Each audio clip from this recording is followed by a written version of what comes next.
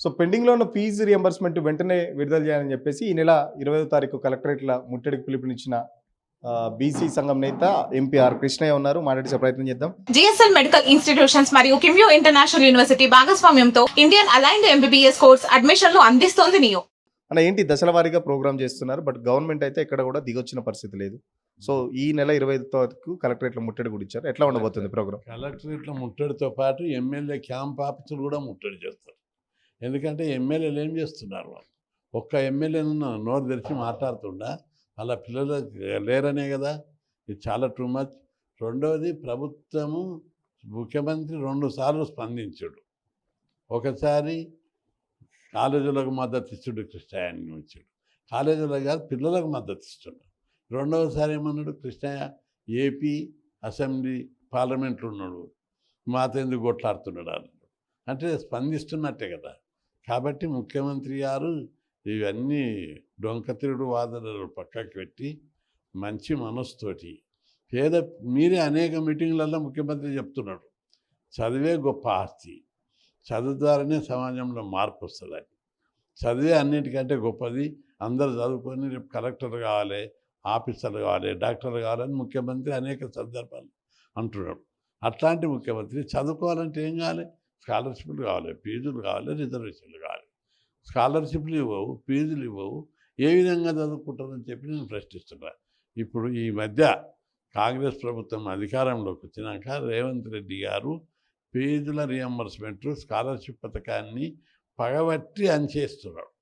ఎందుకంటే ఈ 3 సంవత్సరాలలో డబ్బులు ఇవ్వలేదు, బకాయిలు ఇవ్వలేదు. దాంతో కాలేజీ యజమాన్యాలలో చదివిన వాళ్ళు 4 లక్షల మంది విద్యార్థులు, కోర్సు అయిపోయిన వాళ్ళు సర్టిఫికెట్లు తీసుకోకుండా పెండింగ్లో పెట్టుకున్నారు. హైయర్ ఎడ్యుకేషన్ కొనికి సర్టిఫికెట్ లేదు, జాబ్ కొనమంటే సర్టిఫికెట్ లేదు. కోర్సు చదివినారు, డిగ్రీలు చదివినారు, కానీ సర్టిఫికెట్ లేకపోతే వాళ్ళు చదివినట్టే లెక్క. ఇంత అన్యాయం చేస్తున్నారు. కాబట్టి ఇప్పటికైనా ముఖ్యమంత్రి తన మనసు మార్చుకోవాలి. నేను విమర్శించను, విమర్శించి ఇంకా మరింత ఇప్పటికే ఆయనకు బీసీ వ్యతిరేకి అని ముద్రపడ్డది. ఇంకా విమర్శించి ఎక్కువ వ్యతిరేకంగా మార్చదలుచుకోలేరు. కాబట్టి మనసు మార్చుకొని మర్యాదగా 8,000 కోట్లు లెక్క కాదు, మీకు 4 లక్షల కోట్ల అప్పులు తెచ్చారు. రాష్ట్రంలో నెలకు 20,000 కోట్ల ఆదాయం ఉంది. అది నెలకు 200-300 కోట్లు ఇచ్చిన ఇప్పటికీ అయిపోతుండే. 3 ఏళ్ళ నుంచి ముడుచుకొని పండుకొని పైసలు ఇవ్వకుండా ఆ విద్యార్థుల ఉసురు, మామూలు విద్యార్థులు అష్ట కష్టాలు పడలేదు. కాలేజీ యజమానాలు ఫీజు కట్టంటారు, తల్లిదండ్రులు ఫీజుగా నీకు గవర్నమెంట్ ఫ్రీగా చదివిపిస్తుందని తల్లిదండ్రులు అంటారు. దీంతో వాళ్ళు విద్యార్థులు చాలా కష్టాల పాలయ్యారు. ఫీజు రియంబర్స్మెంట్ల పాపం, పెండింగ్ల పాపం మాది కాదు, గత ప్రభుత్వాన్ని. కేసీఆర్ పెండింగ్లో పెట్టిపోయిండు, అవి ఇప్పటికీ కంటిన్యూ అవుతాయని చెప్పేసి కాంగ్రెస్ ప్రభుత్వం చెప్తుంది. అంటే నువ్వు 3 ఏళ్ళు అయింది, సరే కేసీఆర్ పీరియడ్లో 2,500 కోట్లు పెండింగ్ ఉన్నాయి.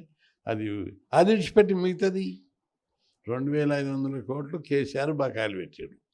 అవి విడిచిపెట్టి మిగతాది. రెండవది, కేసీఆర్ పీరియడ్లో ప్రజల బకాయిలు కూడా ఉన్నాయి. ప్రభుత్వానికి ఏమన్నా అవి వసూలు చేయకుంటుంటాడా? ఇప్పుడు ప్రజలు ఇవ్వవలసినవి రుణాలు ఉన్నాయి, వసూలు చేస్తుండు కదా. కోఆపరేటివ్ బ్యాంక్ ఇచ్చినాయి, ఆ బ్యాంకులు ఇచ్చినాయి, ఈ బ్యాంకులు ఇచ్చినాయి. ప్రభుత్వానికి డ్యూస్ ఉన్నాయి, ముక్కు వెండి వంగబెట్టి వసూలు చేస్తాడు. నీకు వచ్చే ఆదాయమేమో వసూలు చేస్తావు, ఇచ్చే ఖర్చు వద్దంటావు. ఇదేం న్యాయం అని చెప్పి నేను ప్రశ్నిస్తున్నా. అందుకే ప్రభుత్వం తన వైఖరి మార్చుకోవాలి. విద్య గురించి గొప్పలు చెప్పేటటువంటి ముఖ్యమంత్రి నేను విమర్శించాడు, కానీ ఇచ్చే వరకు వదిలిపెట్టారు. ఫీజుల స్కీమ్ యథాతథంగా కాపాడాలి. రెండవది, మొత్తం ఫీజులు ఇవ్వాలి. ఎలక్షన్ మేనిఫెస్టో ఏం పెట్టిన వాళ్ళు టోటల్ ఫీజులు ఇస్తామన్నారు. ఇంజనీరింగ్ 1,00,000 ఉంటే 1,00,000 ఇస్తాం, డిగ్రీకి ఎంత ఉంటే పీజీకి ఎంత ఉంటే అంత ఇస్తామన్నారు. ఇప్పుడు లిమిట్ చేసి ఇస్తున్నారు. అందుకే టోటల్ ఫీజులు ఇవ్వాలి, ఎంత ఉంటే అంత ఇవ్వాలి, బకాయిలు ఇవ్వాలి, టోటల్ ఫీజులు ఇవ్వాలి, పాత విధానమే కొనసాగించాలి. ఇంకోటి ఏపీది అన్నాడు ముఖ్యమంత్రి, ఏపీలో పోయి కొట్లాడమన్నాడు. ఏపీలో స్కాలర్షిప్ ఎంత ఇస్తున్నారు తెలుసా? కాలేజీ విద్యార్థులకు ఒక్కొక్కరికి 20,000 ఇస్తున్నారు. ఈడెంత ఇస్తున్నారు? 5,000 ఇస్తున్నారు. ఇక్కడ కూడా 20,000 పెంచాలని ఈ డిమాండ్ కూడా ముందుకు పెడుతున్నాం, తెస్తాం. ముఖ్యమంత్రి కూడా అదే అన్నారు. ఏపీ నుంచి ప్రాతినిధ్యం వహిస్తున్న ఎంపీ ఆర్. కృష్ణయ్యకు తెలంగాణ సమస్యలతోని ఏంటి ఎందుకు అడుగుతున్నారు ఇక్కడ ఏమైనా ఉంటే ఏపీలో చూసుకోమండి అని చెప్పేసి కూడా మాట్లాడిన పరిస్థితి మరి. అసలు ముఖ్యమంత్రి స్థాయిని అనవద్దని ఓ రాజ్యసభ కానీ నాయకునిగా కానీ నేను ఎక్కడి వాడిని తెలంగాణ వాడిని ఈ గడ్డ మీద వచ్చిన ఇండియా లెవెల్లో కొట్లాడుతున్నా. ఇండియా కాదు, ఢిల్లీ పోయి కొట్లాడుతున్నా, యూపీకి పోయి కొట్లాడినా, కర్ణాటకకు పోయి కొట్లాడి అక్కడ కూడా స్కీములు పెట్టమని కొట్లాడుతున్నా. వాళ్ళు అంటున్నారా? అంటలేరు, గౌరవిస్తున్నారు. మా దగ్గర వచ్చి కొట్లాడమని మొన్న యూపీ వాళ్ళు బీహార్ వాళ్ళు అంటున్నారు. మా దగ్గర ఫీజు రియంబర్స్మెంట్ లేవు, స్కాలర్షిప్లు లేవు, గురుకుల పాఠశాలలు లేవు, నువ్వు తెలుగు వాళ్ళకే కొట్లాడి పెట్టిస్తున్నావు, మా దగ్గరికి రమ్మని వాళ్ళు అడుగుతున్నారు. రాజస్థాన్ వాళ్ళు కూడా అడుగుతున్నారు, అక్కడ కూడా పోయేది. ఈ విధంగా దేశవ్యాప్తంగా నన్ను రమ్మని పోరాడి నీకు అడిగితే నువ్వు తెలుగు కూడా మా దగ్గరికి ఎందుకని అంటున్నారు, ఎవరైనా అంటలేరు. కాబట్టి ఇది సరైన వాదనే కాదు. ఖచ్చితంగా ముఖ్యమంత్రి అన్నా సరే నేను మాత్రం కొట్లాడతా, నా జాతి కోసం ఎక్కడ బీచ్లు ఉండే కొట్లాడతా, పెట్టే వరకు వదిలిపెట్టా. ఇప్పటికే మీరు అన్నట్టు చాలా వరకు సర్టిఫికేట్ తీసుకోని పరిస్థితి, బీసీ బిడ్డలు కూడా చదువుకు దూరం అవుతున్న పరిస్థితి, చాలా డ్రాప్అవుట్స్ కూడా పెరుగుతున్నాయి కాలేజీల్లో, వేరే వేరే ఆల్టర్నేట్ జాబులు చేసుకుంటారు, చిన్న చిన్న పనులు చేసుకుంటున్నారు చదువు మానేసి. సో వాళ్ళకి సంబంధించి ఏం చెప్తారు? ఇప్పుడు కోర్సు పూర్తయిన వాళ్ళు, పీజీ పూర్తయిన వాళ్ళు, engineering fees, pharmacy, MBA, MCA pass అయిన వాళ్ళు ఈ 3 ఏళ్ళల్లో 4 లక్షల మంది సర్టిఫికెట్లు తీసుకోక పెండింగ్ ఉన్నాయి. ఈ చదివినరు, డిగ్రీలు పాస్ అయినరు, సర్టిఫికెట్లు లేవు. దీనికి జవాబు చెప్పాలి ముఖ్యమంత్రి. ఒకటి, ఈ సంవత్సరం ఫీజుల స్కీమ్ అంతా గందరగోళం కావడంతో, ఫీజుల బకాయిలు కట్టకపోవడంతో, కాలేజ్ యాజమాన్యాలు కట్టిన దాకా ఇవ్వమన్నట్టుతోటి ఇంజనీరింగ్లో 30,000 మంది తగ్గిపోయారు, డిగ్రీలో తగ్గిపోయారు. ఫీజులో ఇంకా కాలేదా అయితేనేమో అన్ని కోర్సులు అంటే చదవడం అనేది వాళ్ళకి ఇంట్రెస్ట్ లేకుండా పోయింది. ప్రభుత్వం స్కాలర్షిప్లు ఇవ్వదు, ఫీజులు ఇవ్వదు, మేము చదివించలేము ఏడాది చెప్పి డ్రాప్ అవుతున్నారు. కాబట్టి దీని ప్రభావం విద్యార్థుల సమాజం మీద పడ్డది. ఈ స్కీమ్ యొక్క ప్రభావం సమాజం మీద చాలా ఉంది. ఈ స్కీమ్ పెట్టిన తర్వాత ఈ 20 ఏళ్ళల్లో 18 ఏళ్ళ కింద పెట్టించాం, 10 ఏళ్ళు కొట్లాడి పెట్టించడం.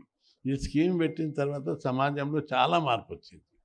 పేద కులాలు ఒకప్పుడు మనతో రోడ్లు వేసే దగ్గర, ఇండ్లు కట్టే దగ్గర ఎవరుంటుంది? పాలమూరు, ప్రకాశం, శ్రీకాకుళంలో ఎవరుంటుంది? ఇప్పుడు వాళ్ళు లేరు. వాళ్ళందరూ చదువుకుంటున్నారు, వాళ్ళ పిల్లలు చదువుకుంటున్నారు. 20 ఏళ్ళలో కొత్తతనం వచ్చేసింది. అందుకే లేబర్ దొరకలేరు.